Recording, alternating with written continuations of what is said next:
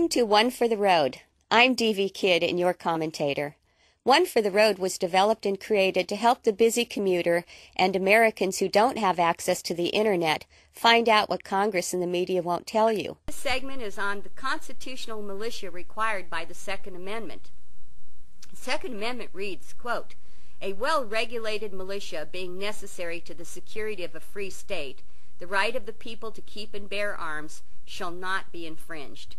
In an attempt to shut down the Minutemen Project and demonize them, seditionist groups like La Raza and Hermandad Mexicana Nacional started slinging the same worn-out standard that anyone opposed to illegal smuggling themselves across the border is a racist.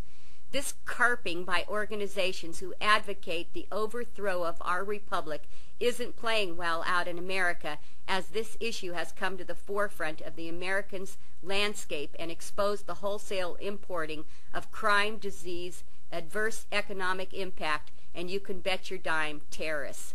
Along with the racist mantra has been irresponsible and completely untrue charges that the Minutemen would be packing guns with the sole intent of doing bodily harm to criminals.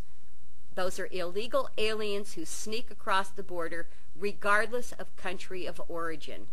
Not to be outdone in all the shouting, President Bush let loose a couple of years ago with the accusation that the Minutemen were vigilantes. Bush only fired off his mouth before he loaded his brain to take the attention away from his complete and total refusal to put the pressure on Congress to lock down the border by whatever means necessary.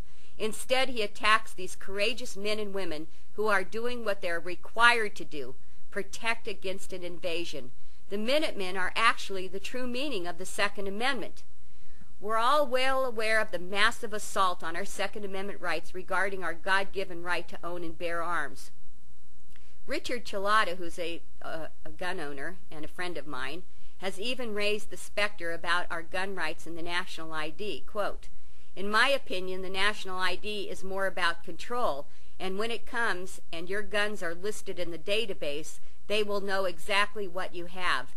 And like in Nazi Germany, if you could not produce the gun or the paperwork that proved you sold and who you sold it to or turned it into, bang, no more worries.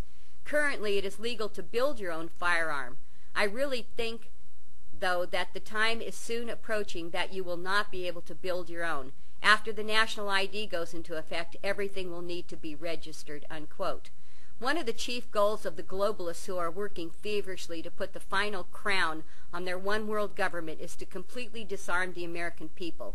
An armed population will never submit to tyranny when an overt attempt is made to subdue them. Those who birthed this constitutional republic understand only too well what happens when tyrants have all the weapons. Guns are indeed the teeth of liberty. The relentless effort by those working to fulfill the communist agenda have made giant strides over the past 40 years because Americans have let them, and in fact keep voting these anti-Bill of Rights politicians back into office, assisted of course by electronic ballot machines. That is why it's so important for Americans to understand what constitutional militia really means. You may have seen the hugely popular movie The Patriot with Mel Gibson playing Benjamin Martin, who closely resembled a historical figure known as the Swamp Fox. There really was a swamp fox, so named by the British because of his elusive tactics. That man was Francis Marion, a Revolutionary War hero. In the movie, Benjamin called up the unorganized militia to assist the regulars. In a recent essay, the brilliant Dr. Edwin Vieira summed up the history of pre-constitutional militia acts by saying, quote, "The principle in operation was that the only truly free men are armed men, because an armed citizenry is necessary to maintain a free society.